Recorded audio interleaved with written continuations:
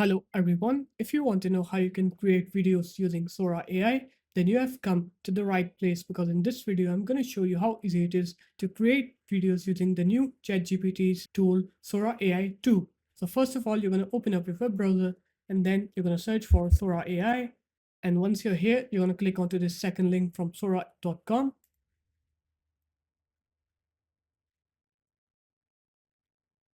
And here you'll have this login button on the top right corner of the page. So click on that. And now you can either sign up and create an account for ChatGPT that you can use on Sora AI, or if you already have an account, you're going to click on login. So we're going to click on sign up for free. And here we have the option to either continue with Google, Apple, Microsoft, or our phone number, or we can put in our email address on here. So here we're going to click on continue with Google. You can click on any other if you want. And once you're done logging in with your account, here you're going to put in your username for Sora AI. So you can put any username you want.